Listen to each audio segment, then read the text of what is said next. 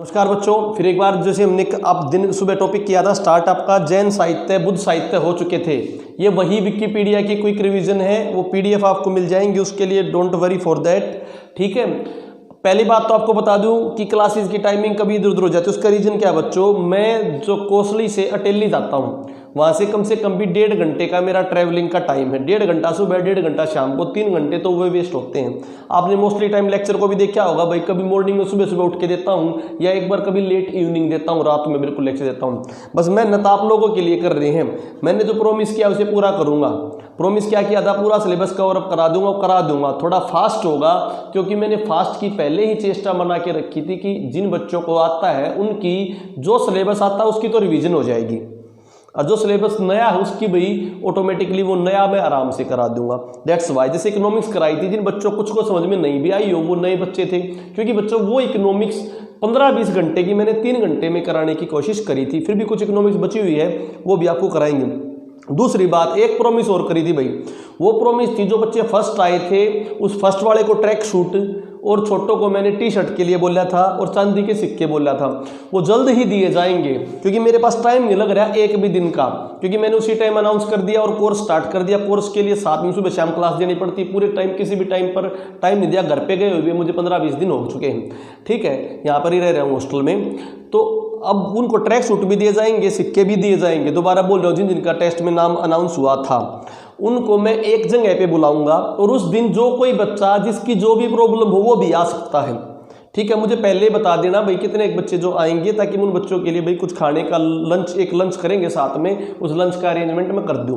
ठीक है बच्चों, हॉस्टल में तो वो है कि उन बच्चों को दिया जाएगा इनाम। एक डेट फिक्स कर दूंगा क्योंकि अभी पेपर जो 10 तारीख के राउंड चला गया, तो 1 महीना हमारे पास है, तो मैं बीच में बुला सकता हूँ भाई, जल्दी ही बुला लूंगा, हफ्ते के अंदर ही आप में से बुला लूंगा आप लोगों को। उन बच्चों को जरूर आना, उनके पास जो पर्सनल नोट्स हैं वो भी फोटोकॉपी करा सकते हो उस दिन आके। आप जितना ज़्यादा मटेरियल होगा उतना ज़्यादा मटेरियल लेके आ सकते हो। पर्सनल किसी की प्रॉब्लम हो सब्जेक्ट से रिगार्डिंग वो भी पूछ सकते हो। जैसे हिसार वाले बच्चों की पर्सनल प्रॉब्लम मैंने ली थी, और जो बच्चे रोहतक के, भिवानी के, पलवल के, उनकी पर्सनल प्रॉब्लम नहीं ले पाया था। ठीक है, और दूसरा, जब भी मैं स्पीड में पढ़ाता हूँ स्लिप ऑफ टंग भी हो सकती है, मैंने वीडियो भी बनाई थी 2 मिनट की। कोई भी, मैं उस बच्चे को लिए स्पेशल रिवार्ड भी है मेरे लिए, जो बच्चा भी कोई डाउट क्रिएट हो उस डाउट को लिखो, डाउट को व्हाट्सअप डाउट को लिखो, केडीटीवी सर के पास लिखो, राजेश के पास, या मैं उनसे बात करूंगा। अगर कोई व्हाट्सअप ग्रुप का प्रोविजन भी हो पाया तो वो भी बनाने की कोशिश करेंगे आप लोगों के साथ, ताकि उसमें क्या हो जाए भाई, आप अपना जो भी डाउट है वो उसमें लिख दो। सर आज ये पढ़ाया था, शायद ये आपसे गलत बोला गया है, इसका मतलब क्या है। जैसे मैंने सुबह वो डाउट बोले थे, बिल्कुल तीनों डाउट क्लियर करके छोटी सी वीडियो बना दी थी, ताकि किसी बच्चे का कोई क्वेश्चन आंसर गलत ना हो, स्लिप ऑफ टंग की वजह से या लैक ऑफ इन्फॉर्मेशन की वजह से। ठीक है बच्चों, हम स्टार्ट करते हैं आगे अपना पॉइंट। हम मौर्य काल में आ चुके हैं। मौर्य काल भाई, अब मौर्य काल में बात करें तो मौर्य काल के समय क्या था हरियाणा में। देखो, मौर्य काल जो था दूर बिहार से लेकर मगध वहां तक था भाई। मगध से पहले पाटलिपुत्र उनकी राजधानी थी, तो वहां से लेकर तक्षशिला तक था, अफगानिस्तान तक था, तो ऑटोमेटिकली हरियाणा उसके अंतर्गत आता था। तो पेपर में पूछा था चंद्रगुप्त मौर्य के समय हरियाणा किसका भाग था, मौर्य वंश का ही भाग था। ठीक है, मौर्य वंश के अंतर्गत आया क्योंकि हरियाणा से तक्षशिला के जाने का रास्ता था, तो मौर्य साम्राज्य आता था। तो मौर्य काल के क्या साक्ष्य मिले अपने यहाँ पर, मौर्य काल के जो साक्ष्य मिले अपने यहाँ पर वो मिले टोपरा में, टोपरा अंबाड़ा में।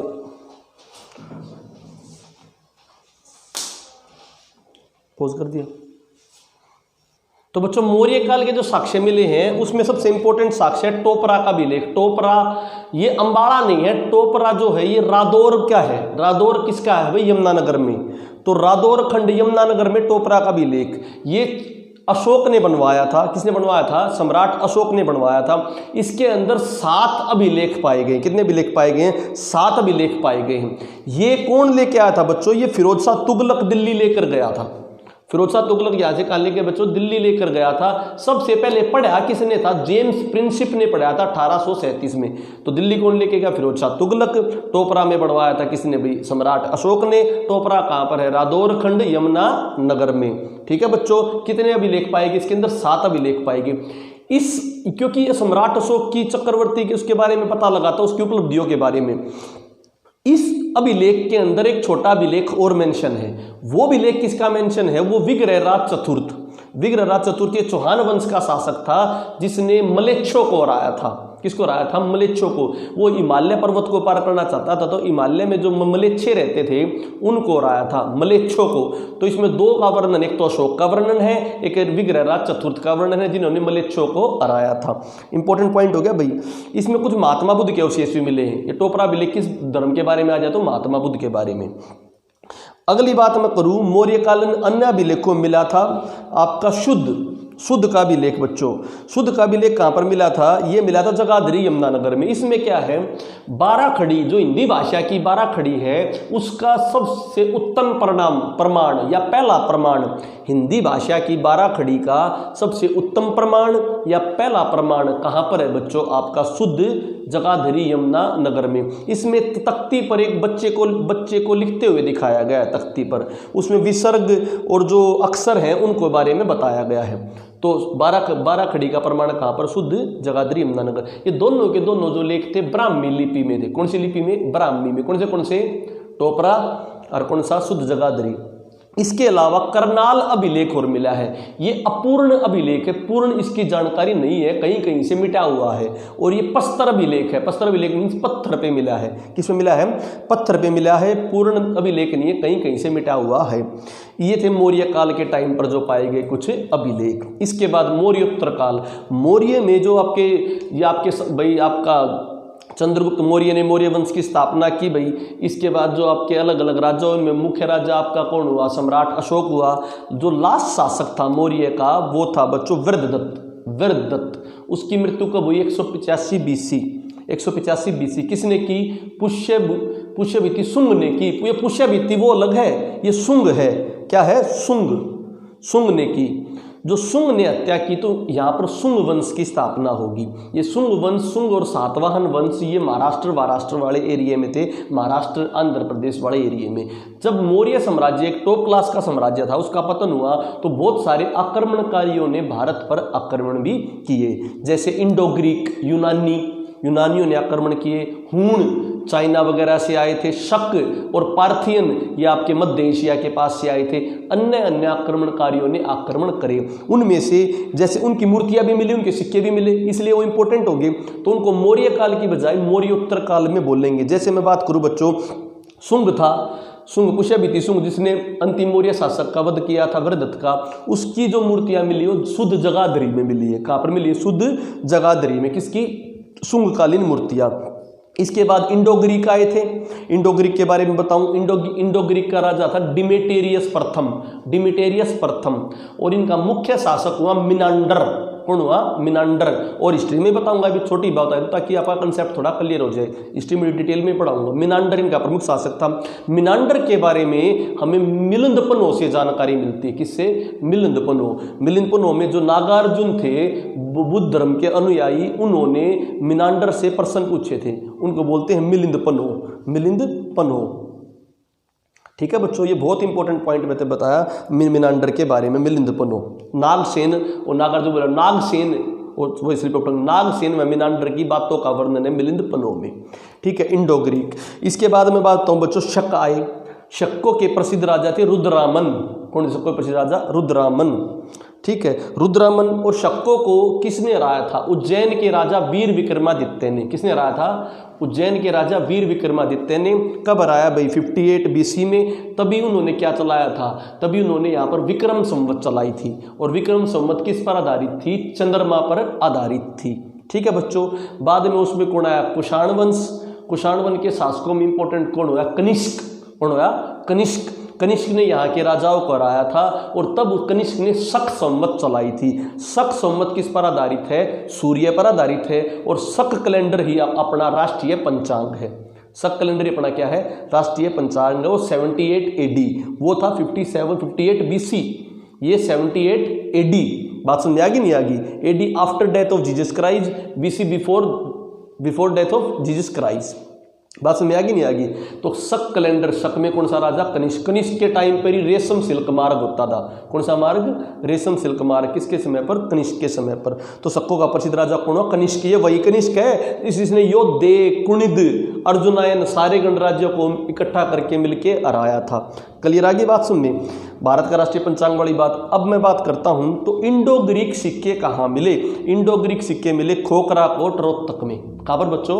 खोखराकोट रोहतक। इससे पहले सुंग आए थे। सुंगकालीन मूर्तियां कहाँ मिली? शुद्ध जगाधरी। और इंडो ग्रीक जिनका राजा मिनांडर था उनके सिक्के कहाँ मिले? खोखराकोट रोहतक व नौरंगाबाद भिवानी। नौरंगाबाद भिवानी। नौरंगाबाद का जिक्र पहले आ चुका है। नौरंगाबाद का क्या जिक्र आया था? नौरंगाबाद जिसका प्राचीन नाम प्रखतनाक है, वो योद्धेगण राज्य की राजधानी थी। तो साथ के साथ वो चीज़ें रिवीजन भी होती रहेंगी।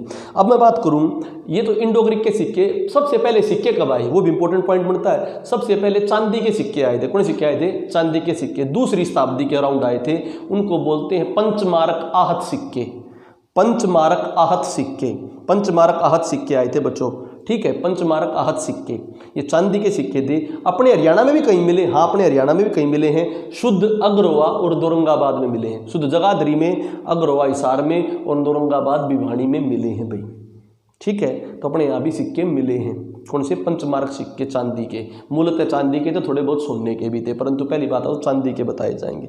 अगली बात मैं करता हूँ भाई, कनिष्क। कनिष्क जो कुषाण वंश का शासक था, उसके सोने के सिक्के मिले। सर्वाधिक सोने के सिक्के इन्होंने चलाए थे। सर्वाधिक सोने के सिक्के बल्कि प्रथम सोने के सिक्के इन्होंने चलाए थे। प्रथम बार सोने के सिक्के किसने चलाए? कनिष्क ने। सर्वाधिक सोने के सिक्के आए गुप्त वंश ने। सर्वाधिक सोने के सिक्के गुप्त वंश ने। प्रथम सोने के सिक्के कनिष्क कुषाण वंश वाले ने। और इसके सोने के सिक्के कहाँ मिले? मिथ्याथल भिवानी में। मिथ्याथल अपना हड़प्पा का साक्ष्य भी था और मिथ्याथल भिवानी कनिष्क के सोने के सिक्के भी मिले। इंडो ग्रीक के कहाँ मिले थे? खोखराकोट रोहतक और औरंगाबाद भिवानी। शुंगकालीन मूर्तियां बताई थी मैंने, शुद्ध जगाधरी। इस तरह याद हो जाएंगे पूरे। कुषाण कालीन मूर्तियां, कनिष्क के सिक्के तो कहाँ मिले? सोने के क्या? मिथ्याथल। परंतु कुशाल कालीन मूर्तियां हैं वो रोहतक से मिली। कहाँ से मिली बच्चों? रोहतक से मिली, ठीक है। इसके बाद कुषाण काली शैली का द्वार स्तंभ, मतलब आसपास कहाँ फैला हुआ था? कुषाण काल शैली का द्वार स्तंभ भी कहाँ पर मिला बच्चों? रोहतक में, ठीक है। उसकी मूर्तियां बोलो या द्वार स्तंभ बोलो कहाँ पर? रोहतक। परंतु उसके सिक्के बोलो तो अरबी भी सोने के कहाँ पर? मिथ्याथल भिवानी, ठीक है बच्चों। इसके बाद पंचमार्क सिक्के की बता दिए मैंने, मूल रूप से किसके थे? चांदी के सिक्के थे। अब आए ये हमारा मौर्योत्तर काल हो गया। मौर्योत्तर काल में हमने इंडो ग्रीक पढ़े, रुद्रामन्नर पढ़े, शक पढ़े। अब आ गया मौर्योत्तर काल के बाद गुप्त काल। गुप्त काल को मंदिरों का श्रवण काल भी कहते हैं। गुप्त काल में सर्वाधिक सोने के सिक्के भी चलाए थे। तो गुप्त काल में हरियाणा में क्या था, ये बात हम इंपॉर्टेंट देखते हैं। जैसे गुप्त कालीन कुछ अभिलेख मिले हैं। जैसे एक अभिलेख तोशाम अभिलेख। तोशाम कहाँ पर है? भिवानी में। इस अभिलेख में सरोवर का वर्णन है। कहाँ का वर्णन है? सरोवर का। और सरोवर में किसका? भगवान विष्णु के मंदिरों का वर्णन है, भगवान हरि का। इसीलिए तो तोशाम भिवानी में सबसे प्राचीन विष्णु मंदिर पाया जाता है। क्लियर बच्चों? तो तोशाम अभिलेख देखो, गुप्त वंश किस टाइम पाया? 3री-4थी शताब्दी में। 3री-4थी शताब्दी में। तो इन अभिलेखों के बारे में डिटेल भी पूछा है, ऑप्शन शताब्दी वाइज पूछे। 3री-4थी शताब्दी। भाई आपका मौर्य काल पूछे तो मौर्य काल क्या आ जाएगा? 100 BC पहले से, बल्कि 100 BC पहले से भी क्या, तुम 325 BC पहले से, 325 BC पहले से 185 BC तक क्या था आपका? मौर्य काल।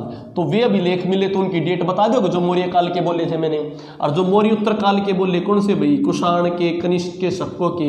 185 BC से लेकर लगभग 300 BC या 250 AD, 250 AD। और इसके बाद मैं बोलूँ 250 AD से लेकर लगभग 600 तक, 600 AD तक ये आपकी क्या होगी भाई? गुप्त काल। कौन सा काल बच्चों? गुप्त काल। बात समझ आगे नहीं आगे?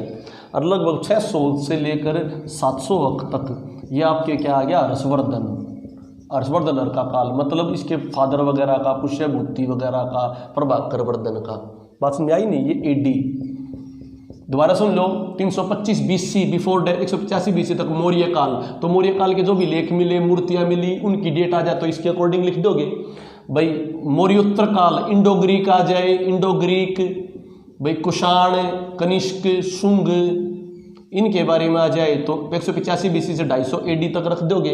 और 250 AD से लगभग 600 तक इसको लिख दोगे, गुप्त काल को लिख दोगे। आगे ना बात समझे बच्चों? तो गुप्त काल और फिर हर्षवर्धन, पुष्यभूति वंश को लिख दोगे, ठीक है। तो इंपॉर्टेंट पॉइंट लिख लिया भाई सबने। ये इसको मैं रब कर देता हूँ, लिख लिया होगा सबने। 185 मौर्योत्तर काल, इंडो ग्रीक। चल रोक के अपना स्क्रीनशॉट ले लो कैसे भी, ठीक है। अब मैं बात करूँ तो गुप्त काल को मंदिरों का श्रवण काल भी कहते हैं। और गुप्त काल में बच्चों बहुत सारे मंदिर हरियाणा में ही पाओगे। तो गुप्त काल में जितने साक्ष्य मिलेंगे मोस्टली साक्ष्यों में भगवानों का वर्णन मिलेगा। इसलिए तोसाम अभिलेख में किसका वर्णन मिला? भगवान विष्णु का। इसके बाद बोलो इसार स्तंभ अभिलेख। इसार स्तंभ अभिलेख ये भी चौथी पांचवी शताब्दी के अराउंड आया था। और इसमें भी बाद में इसमें गुजरी महल आई थी। गुजरी महल आई फिरोज शाह तुगलक के टाइम पर थी। फिरोज शाह तुगलक की इट मीन्स वो स्तंभ अभिलेख था, उसमें बाद में गुजरी महल की डिटेल और जोड़ दी गई। ये भी भगवान विष्णु से संबंधित था। और इसमें बच्चों 8 अभिलेख हैं। कितने अभिलेख हैं? 8। इससे पहले 7 अभिलेख किसमें आए थे? मौर्य काल के समय टोपरा अभिलेख में। मौर्य काल के समय टोपरा अभिलेख में 7 अभिलेख थे। गुप्त काल के समय इसार स्तंभ अभिलेख में 8 अभिलेख हैं। क्लियर? और गुजरी महल का वर्णन बाद में जोड़ेगा। जिस प्रकार टोपरा अभिलेख में विग्रहराज चतुर्थ का वर्णन बाद में ऐड किया था, इसी प्रकार हरियाणा स्तंभ अभिलेख में पहले भगवान विष्णु की उपासना थी, बाद में इसमें किसका ऐड किया गया? आपका इसका गुजरी महल का। नचार खेड़ा, ये नचार खेड़ा अभिलेख जींद में पाया जाता है। जींद में है, ये गलती मत करना, जींद में है। यहाँ पर राम सीता लक्ष्मण को जटायु से बात करते हुए दिखाया है। तो आ गया ना भगवान से रिलेटेड, राम सीता लक्ष्मण को जटायु से बात करते हुए दिखाया गया नचार खेड़ा अभिलेख में। ठीक है। कपाल मोचन अभिलेख। कपाल मोचन अभिलेख यमुनानगर। देखो कपाल मोचन में गुरुद्वारा भी है जहाँ पर गुरु नानक भी आए थे, गुरु गोविंद सिंह भी आए थे। गुरु नानक ने तो सूतक प्रथा खत्म की थी, गुरु गोविंद सिंह ने अपने क्या था अस्त्र वस्त्र धोए थे। ठीक है। यहाँ पर गुरुद्वारा भी है। और मैंने बताया था परशुराम ने यहाँ पर अपना पश्चाताप कराया था, उनकी माँ का जो सिर कटाया था, भगवान शंकर ने यहाँ पर अपना पश्चाताप किया था। बहुत फेमस है कपाल मोचन गुरुद्वारा। तो कपाल मोचन अभिलेख ये भी अपूर्ण है। क्या है? अपूर्ण। तो करनाल वाला भी अपूर्ण था पस्तर अभिलेख, और कपाल मोचन यमुनानगर वाला भी क्या है? अपूर्ण। और इसमें 2 अभिलेख है। कितने अभिलेख? 2।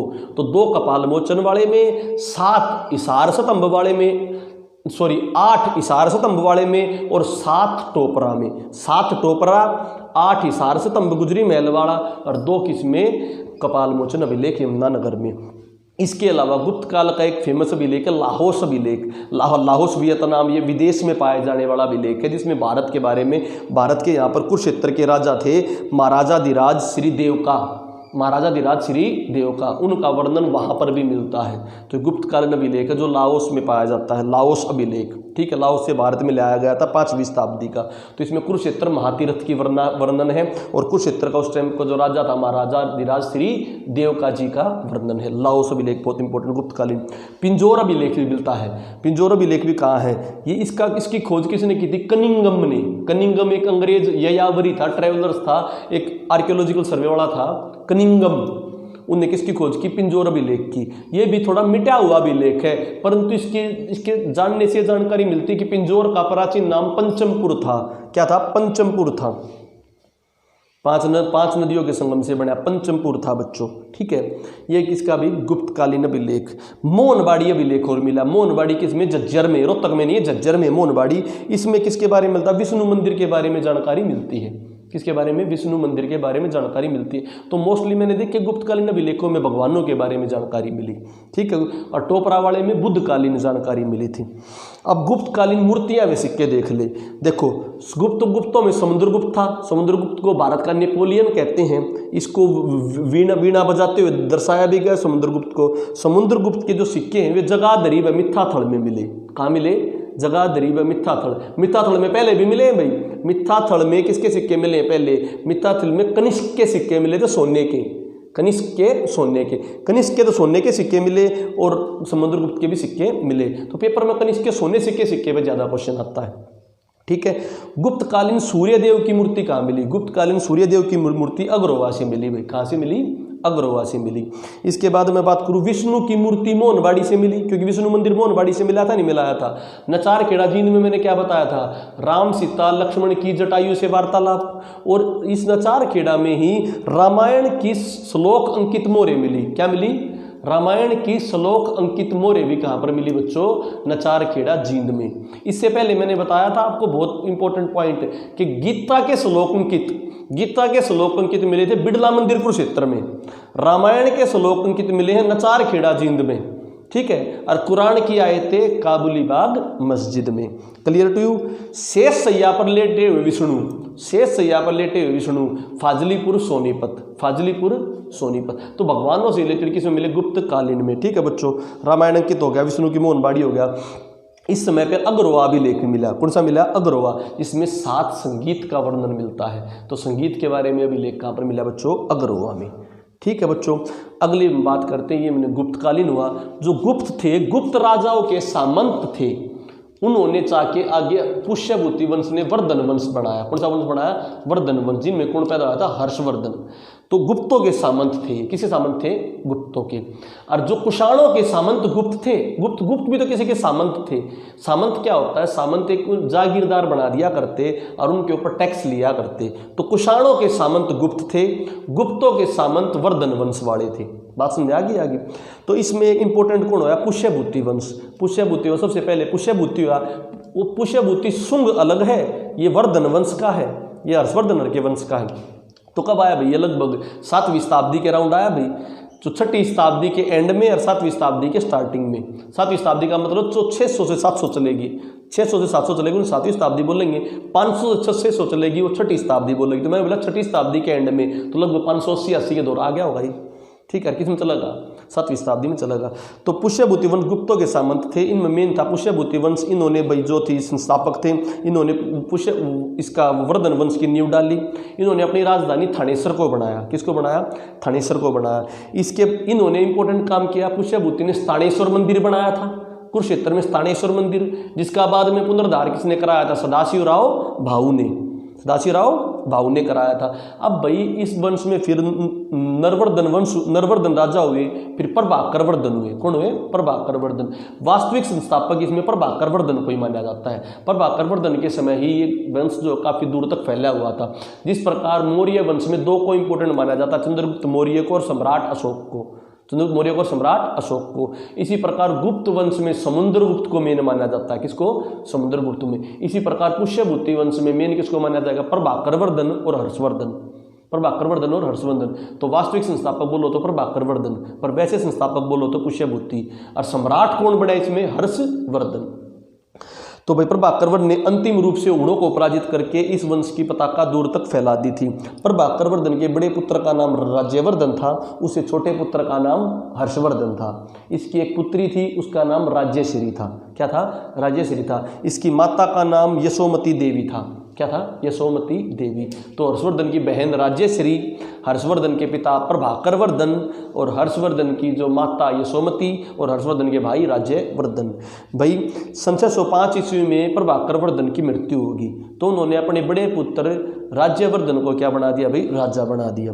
राजा बनाने के बाद जो उनकी पुत्री थी राज्यश्री, उसकी मैरिज कर दी थी भाई ग्रहवर्मा से। किससे? ग्रहवर्मा, जो किसके थे? कन्नौज के शासक थे भाई।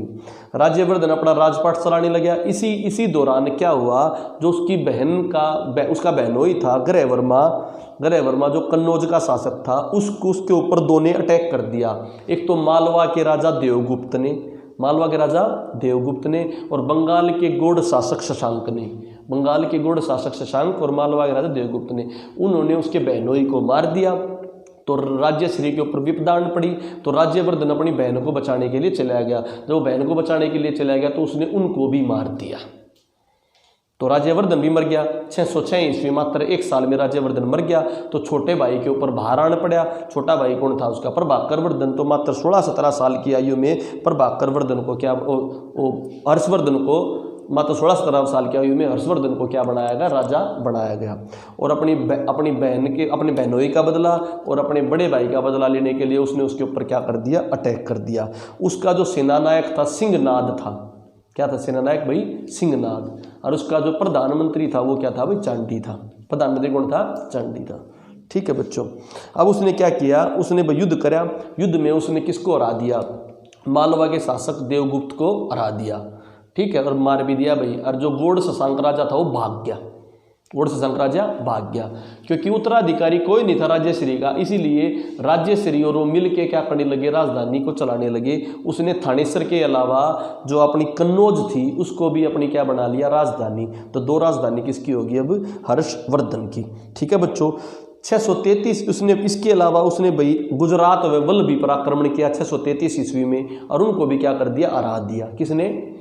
हर्षवर्धन ने। अब हर्षवर्धन लगभग उत्तरी भारत का सम्राट बन चुका था, तो दक्षिण भारत की तरफ वो जाने लगा। जब दक्षिण भारत की तरफ जाने लगा तो 634 से 35 ईस्वी में, 633 ईस्वी में तो गुजरात और वल्लभी हरा दिए थे, 634 से 35 ईस्वी में वो पुलकेशिन के राजा, दक्षिण के राजा, चालुक्य के राजा, बल्कि चालुक्य के राजा पुलकेशिन द्वितीय से नर्मदा नदी के किनारे पर क्या किया, युद्ध किया। नर्मदा नदी के किनारे पर युद्ध हुआ। इस युद्ध का वर्णन अहोल अभिलेख में मिलता है। किस अभिलेख में? अहोल अभिलेख में। इस लड़ाई में हर्षवर्धन पराजित हुआ। हर्षवर्धन पराजित होने के बाद उसकी दक्षिण भारत पर राज करने की जो तमन्ना थी वहीं पर ठंडी पड़ गई और उत्तरी भारत तक उसका साम्राज्य रहा। इसका वर्णन अहोल अभिलेख में मिलता है। और ह्युन सांग जो फाहियान जो इसके समाये थे उन्होंने भी इसके बारे में डिटेल बताई है। ठीक है बच्चों, अब मैंने बताया हर्षवर्धन की मृत्यु कब हुई? 647 ईस्वी में। कब? 647। तो 606 ईस्वी में राजपट्टी पे बैठा। फिर भाई 633 ईस्वी में इसने क्या करा भाई, गुजरात और वल्लभी को हराया। 634-35 में नर्मदा नदी के किनारे पुलकेशिन द्वितीय से हार गया। 647 ईस्वी में इसकी मृत्यु होगी। इसके समय कहते हैं 4 बौद्ध संगति हुई। इसके समय कहते हैं कि 643 ईस्वी में 5वीं बौद्ध संगति भी हुई थी। 5वीं बौद्ध संगति भी हुई थी। स्टार्टिंग में शिव भगत था। इसका नाम शैलदेत्य था। स्टार्टिंग में शिव भगत था, शैलदेत्य इसका नाम था, परंतु बाद में ये बुद्ध धर्म की हीनयान शाखा से जुड़ गया था, हीनयान से। फिर ये किसके? फाहियान के संपर्क में आया। फाहियान के संपर्क में आने के बाद इसने हीनयान से महायान में चला गया। हीनयान से कहाँ चला गया बच्चों? महायान में। ठीक है, इसके बाद हम बात करते हैं अर्श के समय की कुछ इंपॉर्टेंट बातें करते हैं, ध्यान से समझना। अर्श के समय तहसील को पाठक या पेठ कहते थे। पाठक या पेठ कहा जाता था तहसील को। राज्य को भुगती कहा जाता था। राज्य क्या कहते थे? भुगती। तहसील को पाठक या पेठ। इसके गांव सबसे छोटी इकाई होती थी प्रशासन की, और गांव में से टैक्स 1/6 लिया जाया करता। 1/6 टैक्स लिया जाया करता गांव में से। तहसील को पाठक या पेठ कहते थे, राज्य को भुगती कहते थे। ठीक है बच्चों, टैक्स की 3 विधि थी भाई। टैक्स की 3 विधि कौन सी थी? हिरण्य विधि जो नगद टैक्स दिया जाया करता, नगद टैक्स। भाग विधि अनाज के रूप में टैक्स दिया जाता, भाई मेरा भाग काट दो, अनाज काट दो, हिरण्य नगद दे दो। बलि विधि राजा को उपहार दिया जाया करता, क्योंकि राजा अच्छा राज करेगा तो बलि के तौर पे, वे नहीं कि बलि के तौर पे कुछ देंगे भाई, किसी की मौत देंगे, बलि के तौर पे उपहार देंगे। भाग अनाज के तौर पे, हिरण्य नगद के तौर पे। और इसकी प्रधानमंत्री मैंने बता दिया, उसका मामा का पुत्र, चंडी नहीं भंडी लिख गया था मुझे, चंडी नहीं भंडी था, भंडी लिख भी रहा क्या नोट्स में, वो कोई बार नोट्स को देख लेना। और मैंने बताया उसका सेनानायक कौन था? प्रधानमंत्री तो भंडी था, सेनानायक था सिंहनाद। सेनानायक कौन था? सिंहनाद भाई। और इसके समय की रचनाएं बहुत इंपॉर्टेंट। अरस खुद एक बहुत अच्छा कवि व लेखक था, तो अरस ने उच्च कोटि का लेखक था। अरस ने 3 लिखी बच्चों, कौन सी? रत्नावली, नागानंद और प्रियदर्शिका। याद रखने के लिए हर्ष की प्रिय रतन चुगने गई नाग ने डसली। हर्ष की प्रिय रतन चुगने गई नाग ने डसली। तो हर्ष की रत्नावली, प्रियदर्शिका और नागानंद। ठीक है, इसके बाद में बात करूँ, हर्ष के दरबारी कवि थे, मूल रूप से बाणभट्ट थे, उसके अलावा और भी थे। और कौन कौन थे? मयूर, दिवाकर और अविनसांग। ठीक है बच्चों, ये सारे किसके के थे भाई? हर्ष के दरबारी कवि थे। क्लियर होगी बच्चों बात। इसके बाद हम बात करते हैं, हम हर्षचरित्र की, बाणभट्ट ने हर्षचरित्र की रचना की थी। हर्ष के समय हरियाणा को श्रीकंठ जनपद कहा जाता है। कभी भी कंफ्यूज मत होना। हर्ष के समय अयुन सांग और चंद्रगुप्त द्वितीय के समय फाहियान। फाहियान की कौन सी पुस्तक? फाके की। कौन सी पुस्तक बेटो? फाके की। और अयुन सांग की सीयू की। कभी आगे पीछे कुछ लिखवाया जाता तो उसको देख लियो। ठीक है, अयुन सांग की सीयू की। अयुन सांग से हर्षवर्धन, फाहियान से चंद्रगुप्त द्वितीय। तेज पढ़ाने में कई बार ये स्लिप ऑफ टंग हो जाता है, अपना ध्यान से देख लेना। हर्षवर्धन के समय बाणभट्ट ने जो हर्षचरित्र लिखी थी उसमें श्रीकंठ जनपद इसको कहा गया। ठीक है बच्चों, इसके बाद हम बात करते हैं, हर्ष के दरबार में अयुन सांग आया था। अयुन सांग को क्या कहते हैं? पश्चिमी जगत का वृत्तांत। इसने जो पुस्तक लिखी सीयू की, इसको क्या कहते हैं? पश्चिमी जगत का वृत्तांत। ठीक है बच्चों, ये 634 से 644 ईस्वी के अकॉर्डिंग आया था। 634 से 644 ईस्वी के अकॉर्डिंग आया था। हर्ष की जो तांबे की मुद्रा मिली थी, किसकी? तांबे की। कहाँ मिली थी? ये सोनीपत में। अरस की ताम्रकालीन जो मुद्राएं थी कहाँ पर मिली? ताम्रकालीन सिक्के बोलो, ताम्रकालीन मुद्राएं बोलो, कहाँ पर? सोनीपत में। फिर भाई अरस के बाद क्या होया हरियाणा का, वो और समझो। अरस के बाद का हरियाणा, देखो अरस सम्राट था, सम्राट होने के बाद 2-3 वंश आगे थे। एक तो प्रतिहार था, कौन सा बच्चों? प्रतिहार, राष्ट्रकूट, पाल, पल्लव भी बोलते हैं इसको। ये पल्लव वगैरह तो, पाल वगैरह तो बंगाल वाले एरिया में थे, राष्ट्रकूट महाराष्ट्र वगैरह में थे, अजंता एलोरा, और प्रतिहार थे राजस्थान, हरियाणा, पंजाब में। तो हरियाणा पंजाब में कौन से मिलेंगे? प्रतिहार राजा मिलेंगे। ये कब तक मिलेंगे? जब तक यहाँ पर दिल्ली पर चौहानों का शासन नहीं हो जाता। किसका नहीं होता? चौहानों का। तो लगभग 1150 तक, मैं बोलूँ लगभग 700 से लेकर 250 साल तक यहाँ पर कौन रहे होंगे? प्रतिहार। बल्कि 250 को, बल्कि 1000 बोलूँ, 1050 तक, 250 साल, क्योंकि 1050 से लेकर 1150 तक यहाँ तोमर आ जाएंगे। कौन आ जाएंगे? तोमर। ठीक है, तो प्रतिहार का बोला मैंने 700 से लगभग 1250 तक, 700 से लेकर लगभग 1050 तक, 250 साल तक, और 1050 से 1150 तक कौन आ जाएंगे? तोमर। कंफ्यूजन मत होना बेटे, में कई बार मैं भी खुद कंफ्यूज।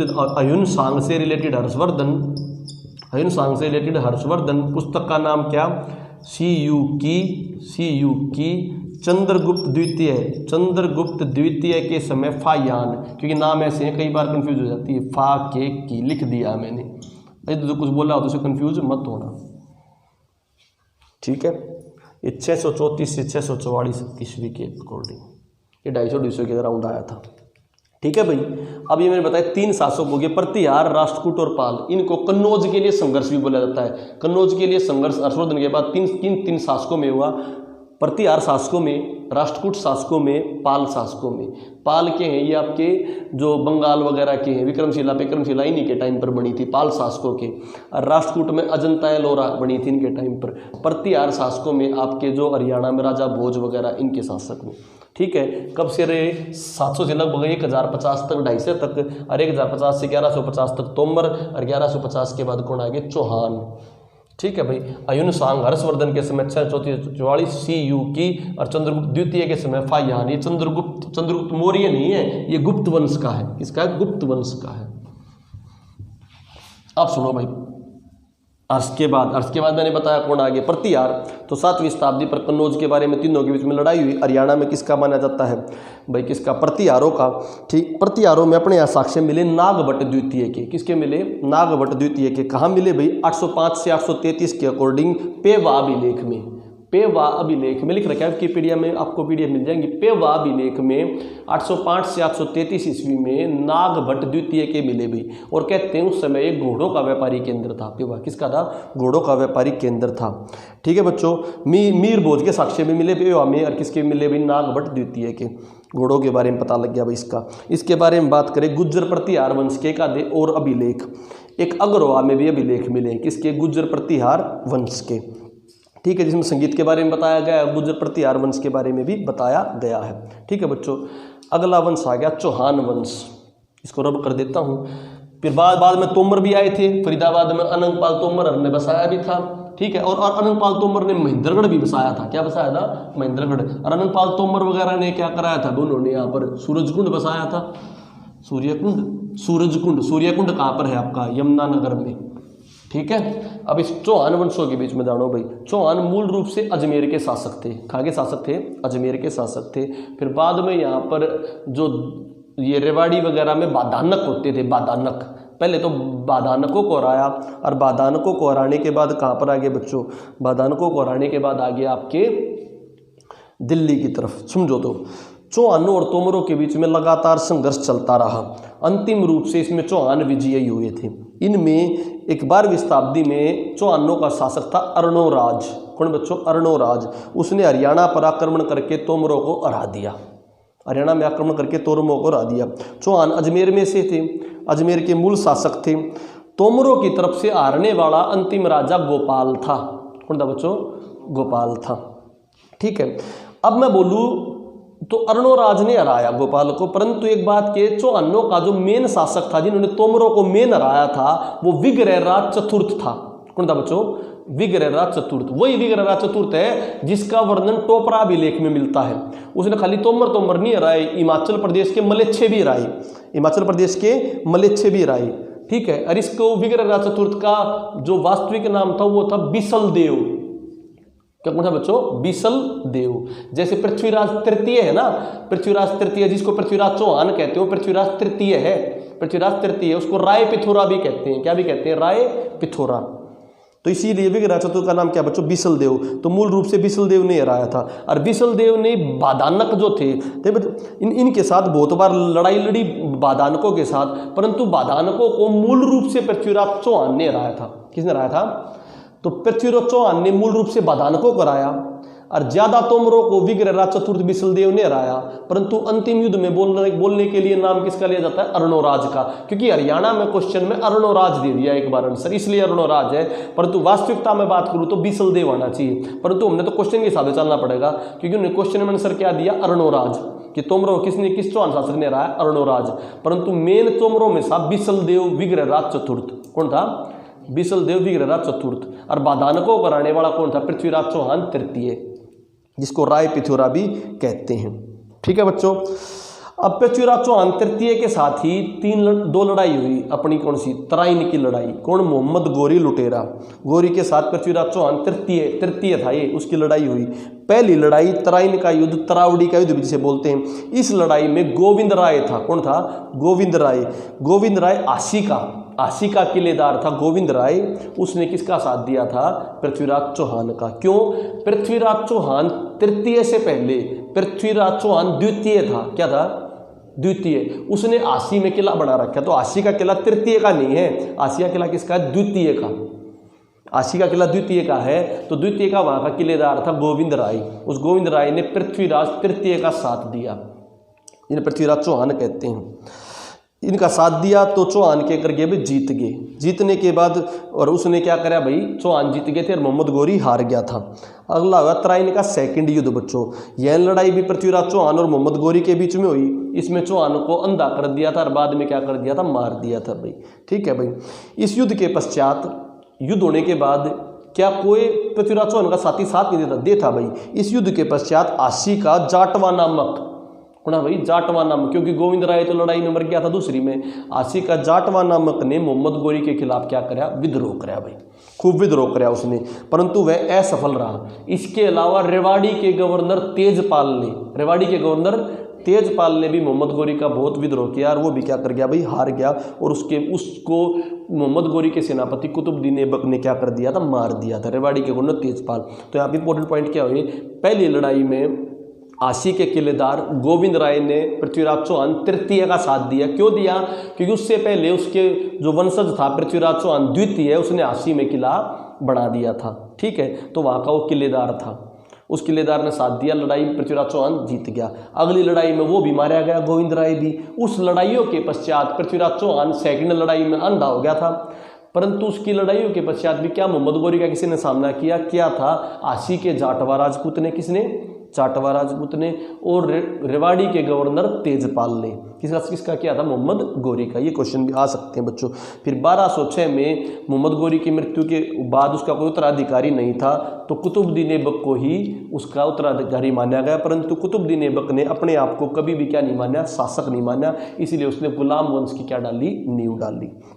ठीक है, अब मैं बात करता हूँ चौहानों के क्या साक्ष्य मिले भाई। पृथ्वीराज चौहान का भी लेख आशी में मिला। आशी में उसका असीगढ़ का किला भी पृथ्वीराज चौहान द्वितीय है, ये द्वितीय है। पृथ्वीराज चौहान तृतीय अलग है, जिसको चंद्रबरदाई ने, जो संयोगिता वाला प्रकरण है या लड़ाई लड़ने वाला, पृथ्वीराज चौहान तृतीय है। शबद भेदी बाण चलाने वाला, जिसके ऊपर मूवी आओगी, अक्षय कुमार बनेगा, वो तृतीय है बच्चों। चंद्रबरदाई के बारे में कहते हैं जिन्होंने पृथ्वीराज तृतीय की पृथ्वीराज रासो लिखी। क्या लिखी? पृथ्वीराज रासो। और कहते हैं चंद्रबरदाई का मूल रूप से हिसार से वर्णन मानते हैं। किससे वर्णन मानते हैं? हिसार से। इन्हें पृथ्वीराज चौहान तृतीय की आत्मकथा भी लिखी और उसने इसको राय पिथोरा कहा। क्या कहा बच्चों? राय पिथोरा। इसके अलावा तराइन का एक तृतीय युद्ध भी हुआ था। ये दो युद्ध तो आपको पता है, एक तृतीय युद्ध हुआ था, वो अल्तबउस शमसुद्दीन व तजाउद्दीन यलदौज के बीच में। आगे जब संतलत पढ़ाऊंगा ना, जब बताऊंगा, वो युद्ध संतलत टाइम पर हुआ था। किस टाइम पर हुआ था? संतलत टाइम पर हुआ था। गुआने में जो कचहरी बनी है वो पृथ्वीराज चौहान तृतीय के समय की। किसकी समय?